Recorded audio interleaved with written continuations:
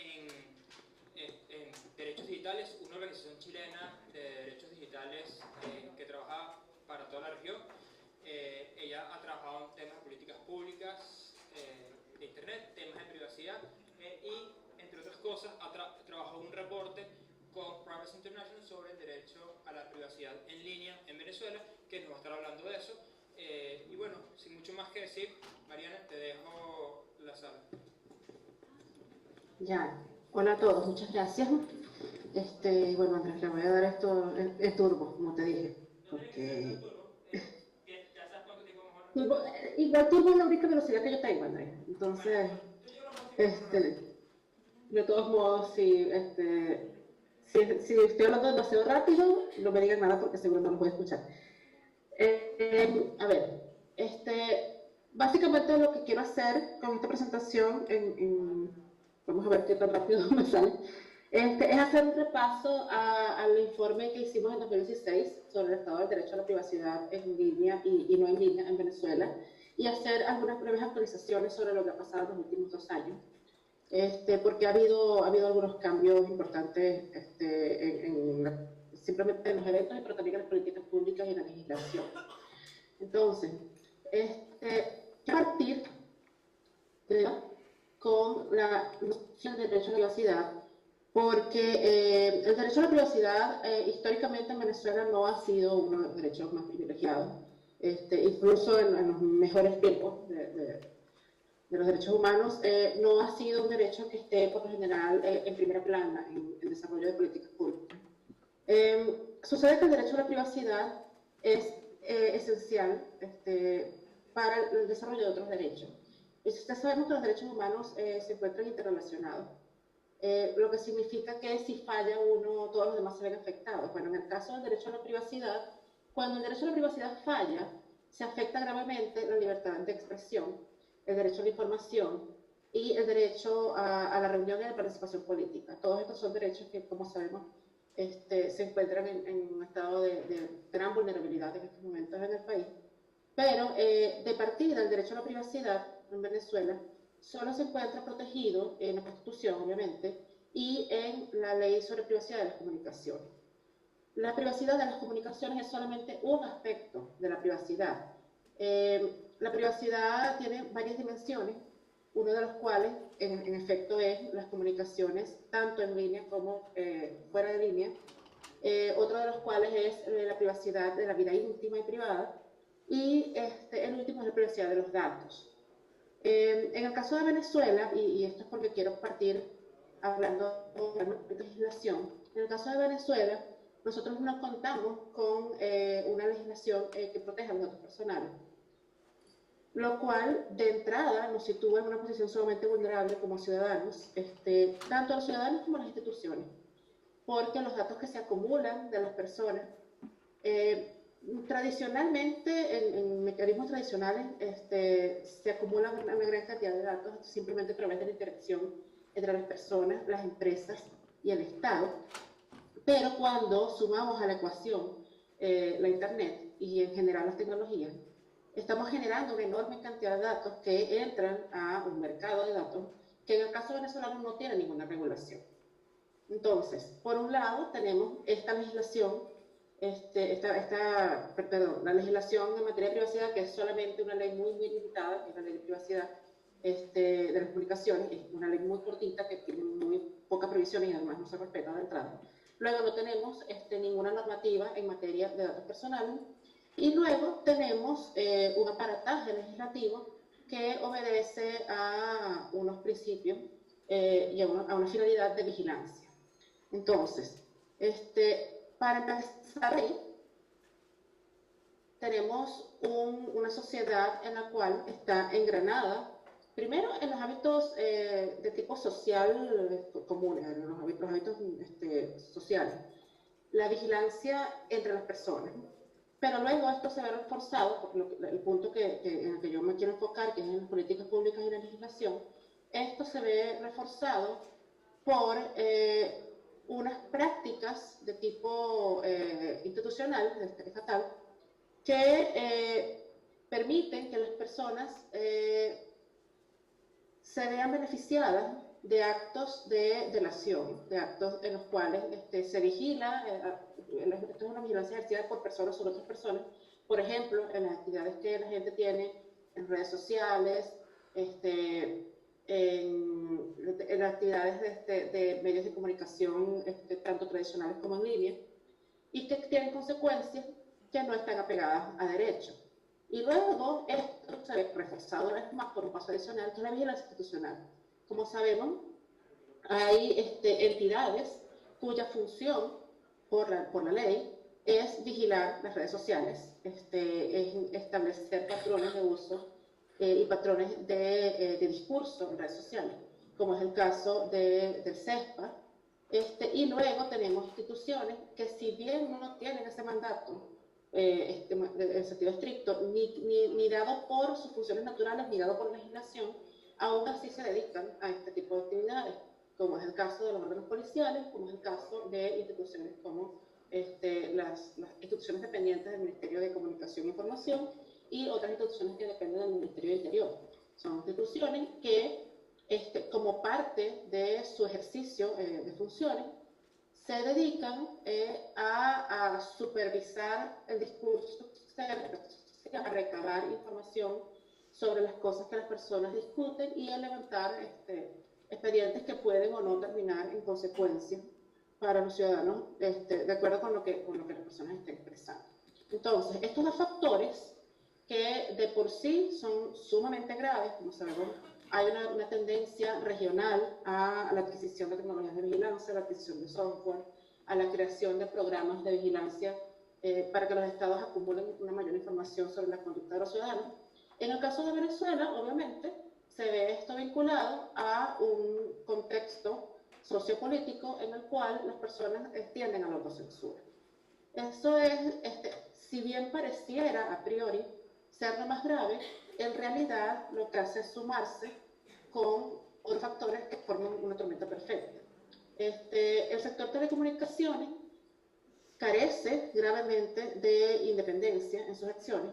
Como sabemos, hay una enorme influencia del Ejecutivo sobre el sector de las telecomunicaciones a través del control económico y político de los recursos. Entonces, sí podemos hacer que los entes de telecomunicaciones, los entes que llevan a cabo servicios de telecomunicaciones, puedan interferir en las comunicaciones de las personas, puedan recabar información y puedan intervenir correos, intervenir llamadas, para prestar la información al Estado cuando el Estado tiene un enorme control social, político y económico del contexto en el que, estas compañías ejercen su servicio. Entonces, estamos desarrollando, en primer lugar, un contexto que afecta el libre mercado, y el afectar el libre mercado tiene consecuencias que no son solo económicas, sino que son también políticas, sociales y de derechos humanos. Dado que, por un lado, afecta la libertad de los ciudadanos a la hora de comunicarse, evidentemente, pero también a la hora de elegir cuáles son los prestadores con los cuales contratan, a la hora de elegir libremente en un sistema de precios que sea libre. Y todo esto afecta a la libertad de expresión. Esto, a su vez, lleva a un punto, que es mi punto favorito, porque nosotros ni siquiera solemos preguntarnos por qué esto es de esta manera. En Venezuela, por un lado, existe la obligatoriedad del registro de tarjetas SIM desde hace muchísimos años, y es algo que ni siquiera se cuestiona. A lo que me refiero con registro de tarjetas SIM es el acto mediante el cual, para adquirir una línea telefónica móvil, hay que entregar datos personales, y ese registro queda a nombre de la persona, queda vinculado con la identidad de la persona por el tiempo que exista esa línea. A mí me llama mucho la atención el hecho de que en Venezuela esto no se cuestiona, cuando mundialmente existe, digamos, el acuerdo de que esta es una práctica que viola los derechos humanos.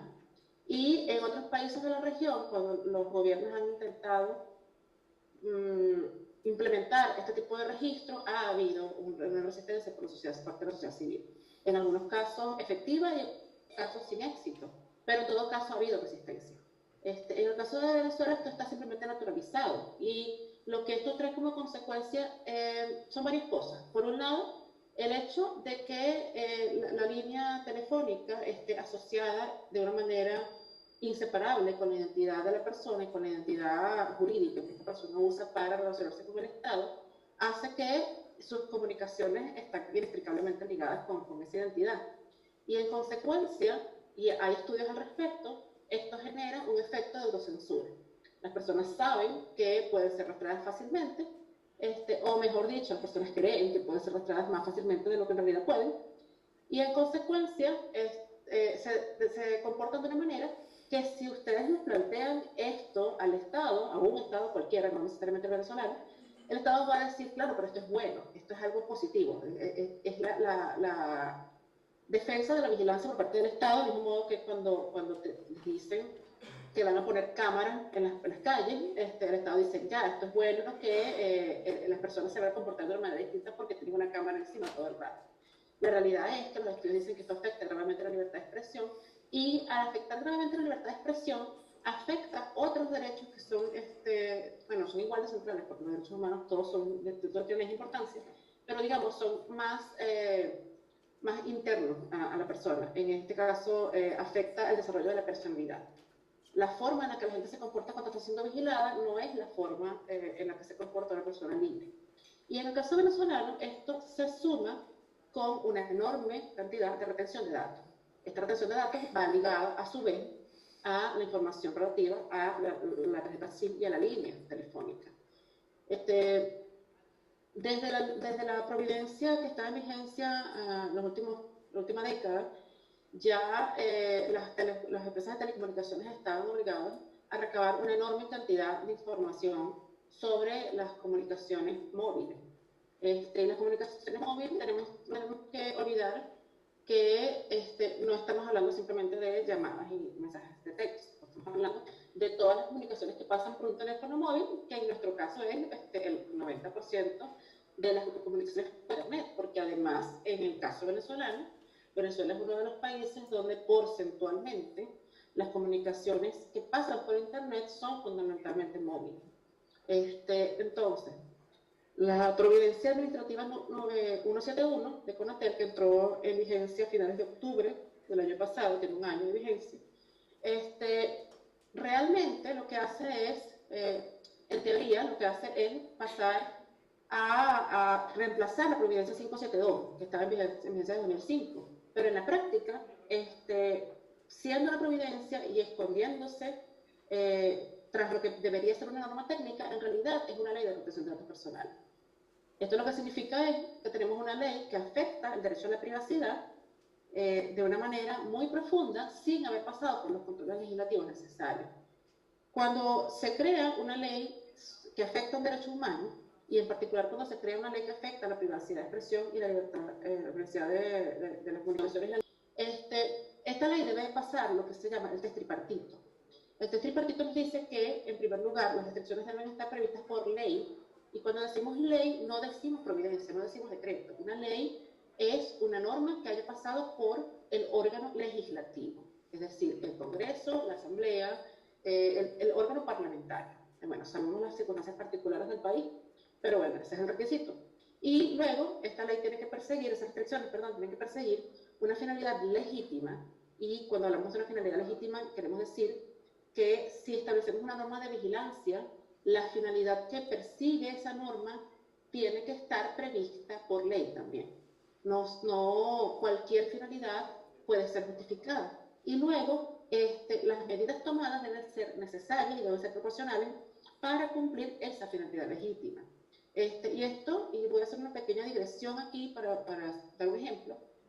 Esto lo que significa es que, por ejemplo, cuando tomamos una medida de censura y bloqueamos una página web, por la finalidad que sea, por lo general no es proporcional. Si yo, por ejemplo, quiero dar de baja un enlace que está en un tweet, porque ese enlace va a contenido que es ilegal. Aun cuando ese contenido fuera ilegal, de acuerdo con las previsiones del marco jurídico de ese país, y aun cuando eso estuviera establecido en una ley que hubiera pasado por un órgano legislativo, y aun cuando esa medida fuera tomada por un tribunal, que debería serlo en todo caso, no sería nunca proporcional decir yo voy a dar de baja todo el sitio web de Twitter para impedir ese enlace. eso es proporcional. En este caso, esta providencia, que de entrada no cumple con el requisito de legalidad porque es dictada por un órgano administrativo, sin haber pasado por ningún control legislativo ni por ninguna discusión con la sociedad civil, viene a regular un derecho humano que es la privacidad, y exige que las empresas de telecomunicaciones requieran una cantidad absurda de información que viene a sumarse a la información que ya se pedía. Anteriormente ya era obligatorio que diéramos la cédula, que diéramos la firma, que diéramos la impresión dactilar, nuestro nombre, nuestro domicilio, y todo esto en un contexto donde no había legislación sobre la protección de datos.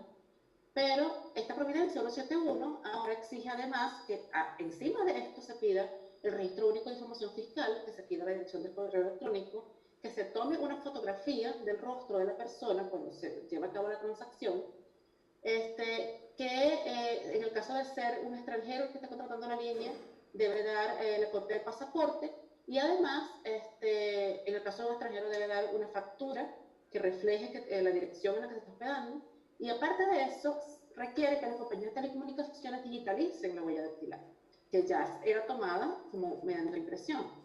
Entonces, todo esto además lleva a que los datos recabados, que anteriormente se recopilaban por 2 años desde la fecha en que se obtenían, ahora se recaban por 5 años, no desde la fecha en que se obtienen, sino 5 años contados después de que el contrato finaliza, el contrato de prestación de telecomunicación. Esto lo que hace es que Venezuela está, junto con Colombia, entre los países que tienen periodos de retención más largos en toda Latinoamérica.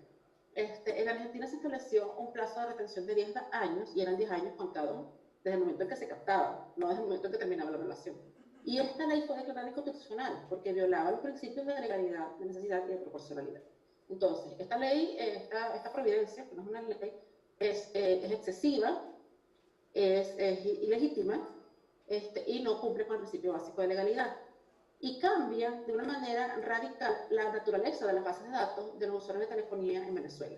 Esta enorme cantidad de información ahora, además de todo, debe estar completamente digitalizada. Las huellas dactilares deben ser tomadas por un lector biométrico, y esto viene a sumarse a las bases de datos que ya existen, de las cuales voy a hablar ahora. Y por último, para cerrar el tema de providencia, la norma crea un registro de números email y de números INSI, bajo lo que llama un registro de abonados, que en realidad son 3 registros que deben intersectarse: el registro de email, el registro de INSI y el registro de usuario. Entonces, si tomamos toda esta información, esto lo que hace es identificar, por un lado, al usuario, por otro lado, a la línea, y por último al dispositivo. Y evidentemente, cuando se intersectan todos estos datos, debería permitir también a Fonatel identificar y localizar a un usuario, a un dispositivo, a una línea telefónica de una manera inmediata. Este sistema, que es un sistema de lista blanca, lo que nos dice es que solo los dispositivos que hayan sido registrados pueden ser utilizados ante una compañía de telecomunicaciones. Ahora, cuando hablamos de un registro de lista blanca, lo que decimos es, bueno, en vez de que se va a prohibir un determinado dispositivo, por ejemplo, cuando hablamos del registro de dispositivos robados, hablamos de un sistema de lista negra. Denunciamos un dispositivo y el dispositivo queda bloqueado. En este caso es lo contrario. En este caso, por defecto, el dispositivo no está aprobado para su uso. Entonces, agarramos esta preciosidad, y la sumamos a la otra belleza que tenemos, que es las bases de datos que se derivan de los sistemas electorales, las bases de datos que se derivan del sistema de seguridad alimentaria,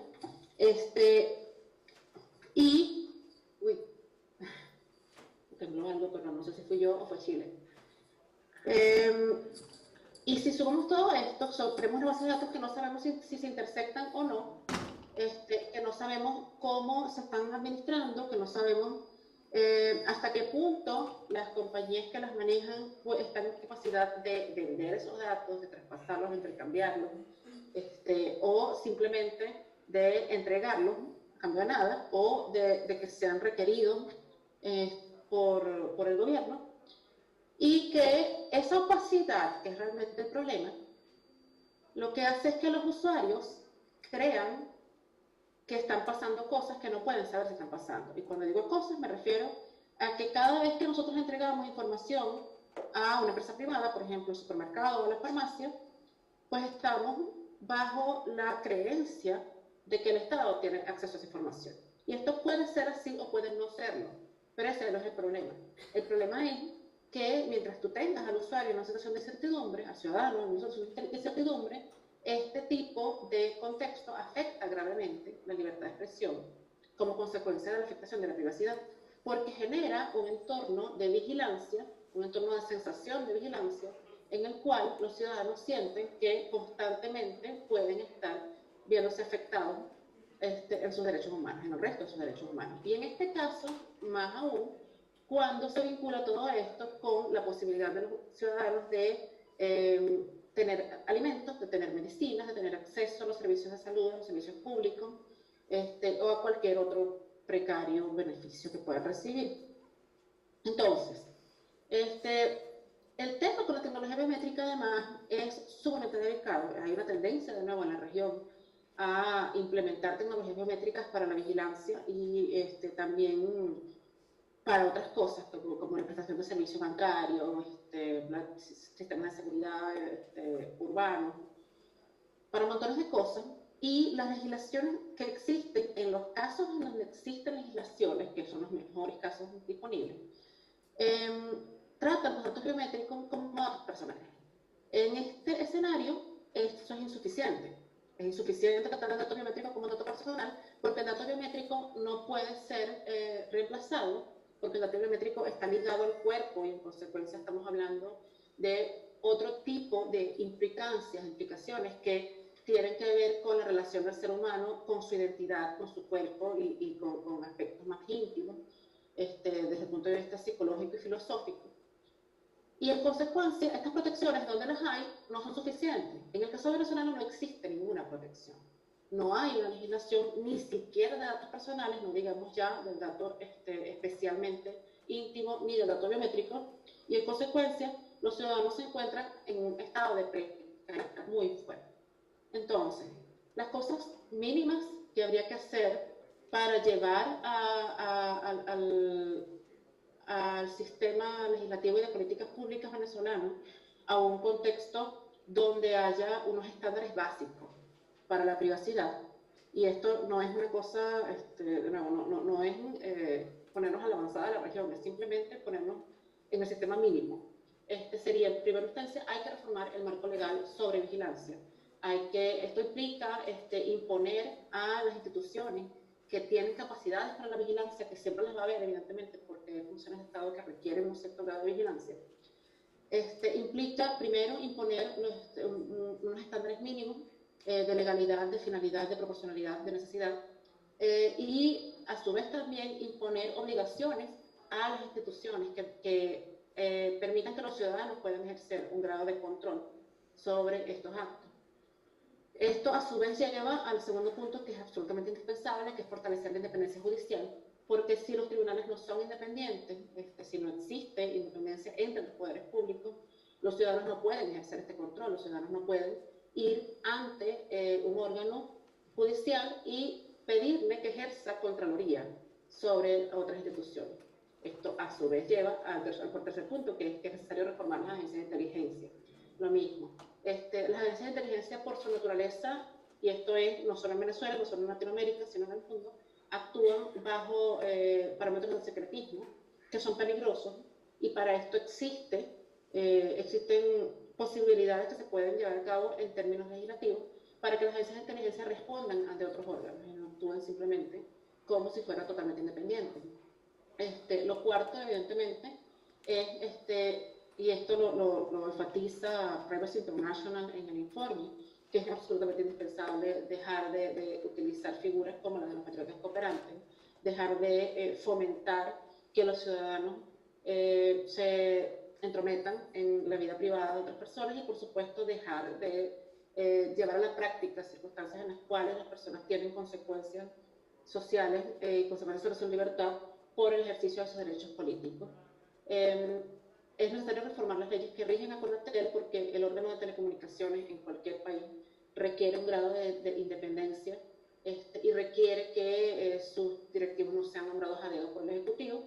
Es necesario abolir el registro obligatorio de tarjetas SIM y hay que establecer parámetros de protección de datos, lo cual pasa necesariamente por aprobar, por discutir y aprobar una legislación en materia de protección de datos que sea realmente una legislación, es decir, que pase por un órgano legislativo que haya sido electo. Y por último, es indispensable reevaluar el uso de tecnologías biométricas. Yo creo que en Venezuela, más que en muchos otros países de la región que usan tecnologías biométricas de maneras que son peligrosas para los derechos humanos, en Venezuela más que en ninguna otra parte las tecnologías biométricas están vinculadas en la mente de las personas a circunstancias negativas, a circunstancias que ponen en riesgo sus derechos humanos, y creo que en nuestro caso en particular sería necesario restringir lo más posible el uso de esta tecnología, al menos hasta que se restaure el contexto de derechos humanos de mayor protección. Y ya, fin. Creo que queda tiempo para que me pregunten dos cosas. Excelente, Mariana, de verdad que ha sido...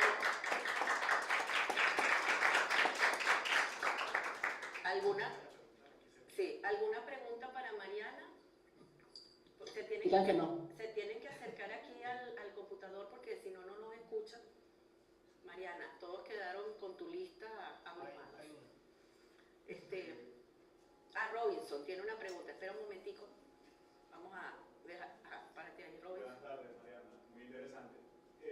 ¿Nos podrías dar una referencia, si la tienes actualizada, de cuál sería el país en nuestra región, en Latinoamérica, que está más avanzado en estas cosas, como para saber hacia dónde deberíamos apuntar en este tipo de temas?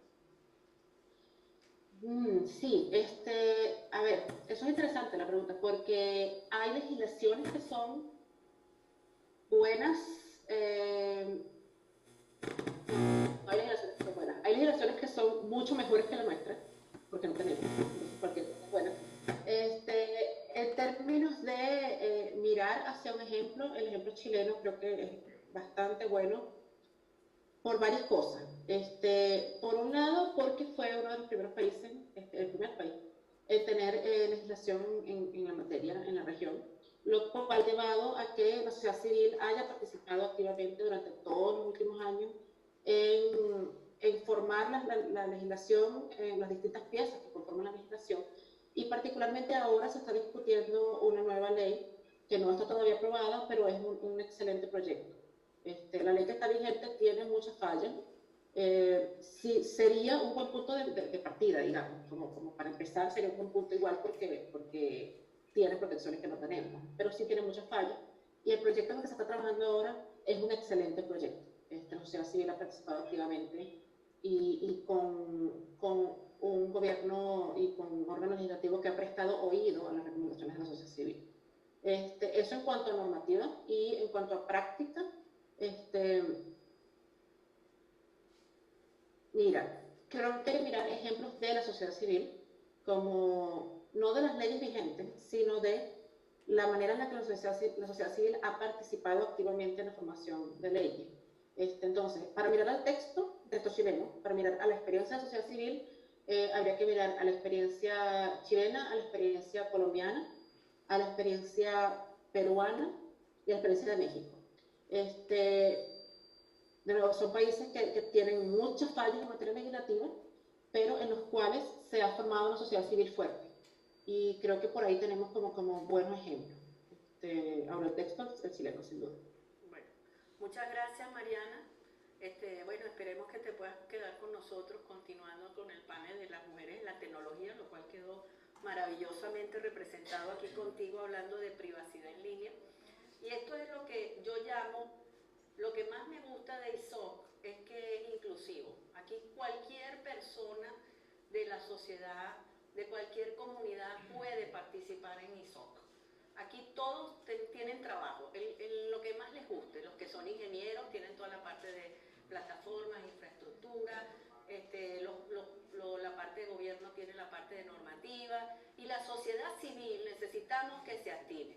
Y por eso el tema de hoy, de este panel, es precisamente cómo las mujeres, y que en este país sabemos cómo son las mujeres, además sabiendo que tenemos casi que 7 por cada hombre, pienso que ISOM tiene que sumar un número importante de mujeres en muy a corto plazo, porque como se dieron cuenta, hay trabajo para todo el que le guste. El que le guste la norma, el que no le guste, o sea, de verdad es un trabajo apasionante. Yo no puedo dedicar más horas porque realmente tengo muchas cosas ahorita, pero eso lo tengo desde el 2012 ya es parte de mí, pues, o sea, cuando Andrés llama, yo estoy activa, Ricardo también, Ricardo Mosqui, porque es un tema donde todos podemos apoyar y hay mucho que hacer en este país en cuanto a políticas y regulaciones. Ya Internet es un derecho humano, o sea, es como tener agua, como tener leyes, o sea, ya es parte de nuestras vidas, no podemos vivir sin Internet, ¿ok? Para mí es un honor, además de que ya de la participación de Mariana, presentarles a una de nuestras ponentes esta tarde, que es Iliana de la Rosa. Pasa, Iliana, por favor. Vamos a leer. Ya va, se me acaba de ir. Ya va, ya. Lo tenía aquí y ahora se fue. Ya va. Bueno, Iliana viene a hablarnos desde el espacio de responsabilidad social y ella también ha sido nominada para la ONU para representarnos a nombre de la sociedad civil. Y quiero que les hable un poquito de su experiencia, cómo la tecnología y la responsabilidad social pueden ir de la mano, trabajando en conjunto para hacer algo muy lindo, que es lo que ella les va a explicar hoy, y todo el valor agregado que le está dando a nuestras mujeres en el país. Bienvenida, Iliana, todo tuyo. Gracias. Vale. Bueno, nosotros llevamos adelante un trabajo de hace más de 14 años. La organización Aliadas en Cadena trabaja en la erradicación de la pobreza femenina a través de programas de capacitación para el emprendimiento y el empleo. Igualmente trabajamos los derechos humanos y todo esto se trabaja transversalizando la tecnología. Digamos que el oficio de la tecnología, el medio de la tecnología y ellas desarrollan también tecnología. En el transcurso de estos 14 años hemos contactado y hemos influido sobre más de 50.000 mujeres. Nosotros estamos a nivel nacional en Caracas, Valencia, Maracaibo, Barquisimeto, y igualmente tenemos un equipo multidisciplinario de trabajadoras sociales, educadoras, sociólogas, que son realmente las que llevan adelante el programa. El equipo de aliadas somos 70 personas, 70 mujeres, más todos los profesores que se contratan, más todo ese voluntariado universitario que han sido en estos años más de 3.000 muchachos de todas las universidades a nivel nacional. Yo creo que